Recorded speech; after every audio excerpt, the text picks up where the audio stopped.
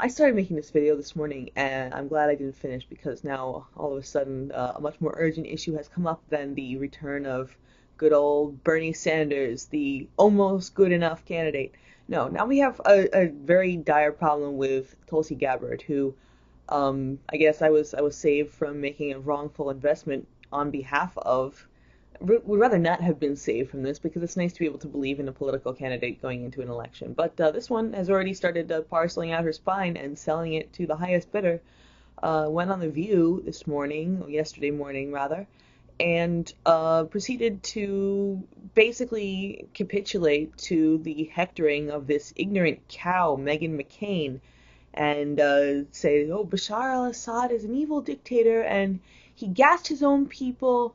And I'm not saying that there's anything good about this person who the Syrians like so much that he doesn't have to walk around with security retinue and they hoist him up on a chair and carry him around in their parades and stuff.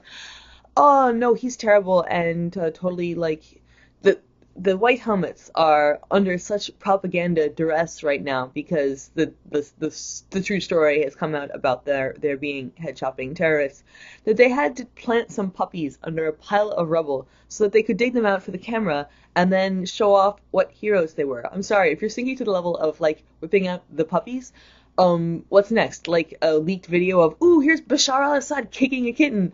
Oh, this is terrible. We have to go in for war now. He kicked a kitten. And it's gonna be like a sloppy one of those deepfake things, like the Trump video where he was like, it's gonna be like that. But I'm getting a little off track here. Anyway, so Tulsi Gabbard totally like threw herself under the bus or something. I don't know who her campaign strategist is. I tried to look that up, but she's keeping it rather close to the vest, I guess. Because whoever they are, she should fire them. That was a really stupid thing to say. Because the election hasn't even really started yet. If you're already capitulating, if you're already selling off your vertebrae individually to each dumbass TV host, especially this bloated, warmongering cow of a ignorant person.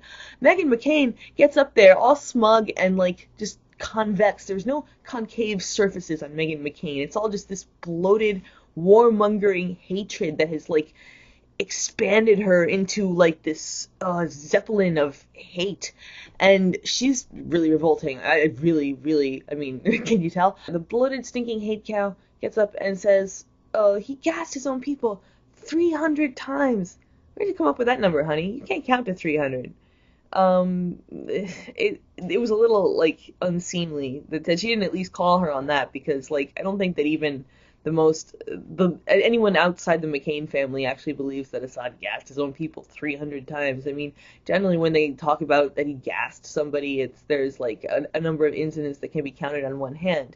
And of course, if you examine the incidents closer through the lens of, say, a Seymour Hersh or some other credible reporter, you see that the incidents were actually committed by the quote-unquote moderate rebels, our boys, the Al-Qaedas, al-Nusras, and Jaish al-Islams of the world. And to her credit, she did at least say that, maybe we shouldn't be like regime changing Venezuela because, we've tried this before and it didn't work out so well. And like every time we try this, in fact, it works out terribly. Maybe we should learn from our mistakes instead of pulling this Groundhog Day nonsense. But like, yeah, anybody can do that in their sleep. And the fact that more people don't is just indicative of how corrupt and hideous our politics are. However, I was really hoping she would be the exception. And like, yeah, I was seriously going to, because I think Jimmy Dore maybe saying something about how we needed to contribute to make sure that she could be part of the debates, and I didn't realize that, whatever, maybe I slept through a high school civics class or something, but I didn't realize that candidates had to get a certain number of contributions in order to be placed in the debates for primaries. I mean, I'm sure that there's a very deliberate reason they don't tell us that, because a lot of us if we don't necessarily contribute to the candidate at the start of the election cycle, because for one thing, we don't know if they're going to pull a rent a spine trick like Tulsi just did, or whether we just have too much else to do.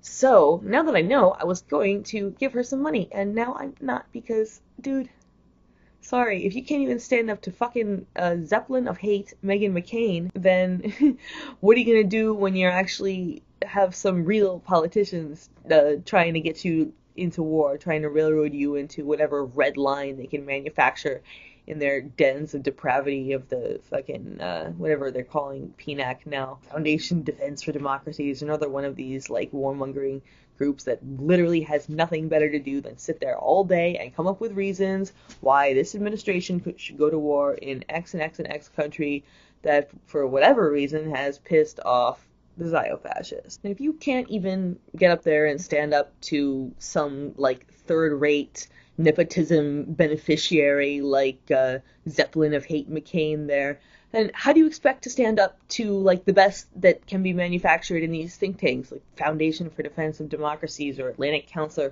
or any of these other, like, hideous outgrowths of the Homeland Security apparatus where they literally have basements full of people with nothing better to do than sit there and come up with reasons to thrust the U.S. into yet another war? You can't stand up to Megan McCain. You definitely can't stand up to whatever thing Michael Chertoff has cooked up next. You notice he's, like, on the board of every single one of these damn groups, like Atlantic Council, News Guard, all of these damn groups. That's just like, ugh, you know that, like, babies cry when Michael Chertoff looks at them. Like, this is a scary man. Sometimes you can judge a book by its cover. Were we just talking about Megan McCain? Anyway, so Tulsi, unfortunately, is going to have to do quite a bit to get back in my good graces. We should not let people get away with this shit because, yeah, of course, she doesn't have to appease us because where are we going to go, right? What are we going to do, vote Green Party? So, yeah, and Bernie, there's good old Bernie with his $6 million raised on the first day. That's an auspicious number. Good old Bernie, you know, I have a personal bone to pick with Bernie because I spent quite a bit of money and a lot of time helping him out in 2016 because I naively, foolishly, was the first candidate I've ever gotten excited about. What can I say? I really wanted to believe.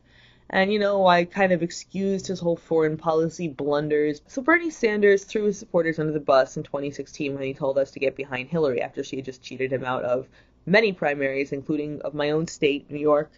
We did not vote for Hillary. I was there knocking on doors, 4 out of 5, I would say, registered Democrats. I didn't identify myself as a Bernie campaign worker. 4 out of 5 were Bernie registered Democrats, all neighborhoods, all races, ethnicities, income levels, Brooklyn, Manhattan, downtown, uptown, east, west, whatever. We didn't want Hillary, and we got her because I showed up to vote at 7 o'clock in the morning, and I got turned away and told my name wasn't on the rolls. And by the way, this has been happening a lot today. This has been happening a lot today at 7 o'clock in the morning, half an hour after the polls open. So anybody who tells you that, oh, well, you know, Hillary won New York, they're lying to you, and you should not believe them because they are lying. And it's actually, I mean, the reports have been written as city and state NY. I think if I remember, I'll put the link in the description. It's actually come out about the New York voter purge. It was extensive. There were several of them, and hundreds of thousands of people were surgically removed according to certain criteria that would have indicated they were more likely to vote for Bernie, such as recently switching over to the Democrats. I switched over to the Democrats specifically to vote in that primary because I do not consider myself a Democrat. Certainly don't consider myself a Republican either, but I was an independent until 2015 because I wanted to vote for Bernie. So, having to do that and just, like, go against one's own principles in order to, like, attempt to elect a candidate and then be told you aren't allowed to elect a candidate and then be told by that same candidate that you should go and elect the other candidate who stole your damn vote in the first place. I'm sorry, I take that as a personal insult. And Bernie, if you're listening, I want my time back and I want my money back because I contributed to your ass, and only to be told that after you got cheated that 1, you weren't going to stand up to it, and 2, you were going to fucking feed all of your supporters right into that slavering maw of Hillary Clinton. And you might say, oh, well, you know, we had to stop Donald Trump, right? Well, no, not really. The whole lesser of two evils thing, in that case, I would still say this. Donald Trump was the lesser of two evils in that case. And Bernie could have just as easily told his supporters to vote for Jill Stein. She was much less of a warmongering piece of shit than either Trump or Clinton. And, you know, really, if you're going to go with the lesser of any evils, I mean, she was also a lot less of a warmonger than Bernie Sanders. And that gets to what I was really looking to talk about Mr. Sanders here. I overlooked a lot of things to support him in 2016, and I think that many of his supporters did. We wanted to believe. And the same with the people who supported Obama, they wanted to believe. And Bernie Sanders is actually not a peace-loving candidate. And we forget that he voted for basically every act of U.S. aggression, except for the Second Iraq War, the first vote to go into the Second Iraq War. He didn't vote for that. A lot of Democrats didn't vote for that. They were sick of Bush's shit, and it was a matter of principle, I guess. And yeah, any principle is better than none. However, it's not like he did some heroic act by not voting for that war. He still voted to authorize every single renewal of the funding for that war.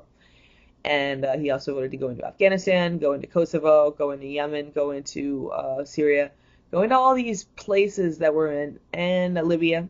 Can't forget Libya, the highest standard of living in Africa until we turned it into a medieval slave pit. Yeah, good job, United States. We're always on the right side of history. Yeah, just because you don't like Gaddafi's hairdo or something, some of us have bad hair days. It doesn't mean that we should be killed and then anally raped to death with a bayonet. It's just not really, the punishment doesn't fit the crime, I'm afraid. So yeah, Bernie Sanders on the wrong side of all U.S. interventions. Now, I don't think they've had a vote regarding this Venezuela thing, but it seems to be emerging as a pretty accurate litmus test of where one stands on Venezuela, can predict where one stands on, the right side of history. So if you got somebody like Alexandria Ocasio-Cortez, who people are holding up as the progressive champion of the future, and oh, she's so young. But, yeah, we do have, and I've talked to people from other countries who've remarked on this, that our politicians are really fucking old. And that's true. We do need more young blood in Congress. However, hailing that as an important thing about her is it's a red herring. It really covers up a few of the stinkier herrings in her viewpoints, such as Max Blumenthal confronting her and she not even being able to say that she opposed regime change in Venezuela. Now, I thought you were Miss Super Anti-Trump 2019, huh? If you're super anti-Trump, why don't you oppose this regime change in Venezuela?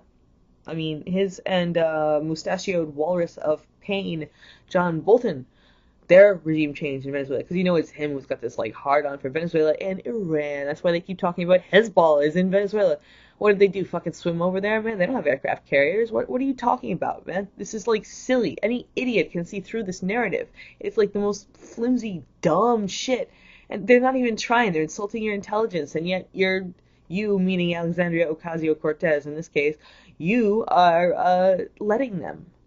I mean, if you can stop putting your foot in your mouth long enough to get out a simple and adequately worded defense of the Venezuelan people's right to self-determination. I mean, I thought we were all about democracy, right? You know that 80% of Venezuelans didn't know who the fuck this Juan Guaido was before he showed up and declared himself president. This is some Emperor Norton level bullshit. If I stood up and said, I am the president of the United States, and then immediately demanded the foreign aid of China or Russia or something because the government wasn't recognizing my right to be president, it's that level of insanity we're talking here. I mean, if I had the ability to get out a couple thousand of my supporters on Twitter or whatever they did, I'm sure that there's a plentifully large underground they've been cultivating through USAID and National Endowment of Democracy and all of these National Endowment for Democracy, all these groups that they have to plant their little CIA tumor seeds in everybody's minds. What Abby Martin said about how she talked to one of the counter Maduro, or maybe it was counter Chavez back then, I forget when she went, but she talked to one of the protesters who was throwing Molotov cocktails and being really pissed off and stuff, and asked him, well, what do you hate so much about this government? And he said, I can't be an entrepreneur here. I mean, you can't make that shit up. I mean, I don't think she made that up. I think that really happened, and I think that really epitomizes the problem that is behind this whole idea of, oh, the noble resistance of the Venezuelan people, and, oh, the people are standing up. Yeah, the people. The ones who will throw Molotov cocktails because they can't start a small business in their socialist utopia. No, it's not a socialist utopia because, sanctions. And he would have to remove those sanctions to even begin to evaluate whether it worked. I mean, I've heard people dissect this in a much more erudite fashion than I will be able to because I don't have the facts right in front of me right now. But basically, Chavez fucked up by not taking the oil money when it was coming in and using it to construct a more sustainable state economy that didn't depend on oil. So then all you want to do, you want to tank Venezuela, you just cratered the price of oil, and then you've got this nasty situation we're in here.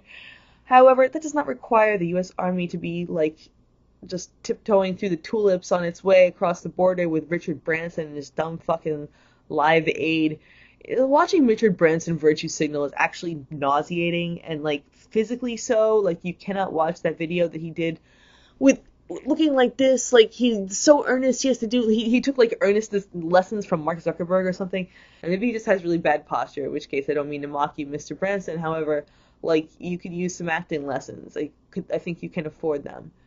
Anyway, Bernie Sanders is not a fitting candidate for 2020. He's a warmonger like all the others. Even his domestic policies, well, he talks a good game. He rolled all that hatred of Goldman Sachs right back up when it came time to endorse Hillary and feed his followers into that machine.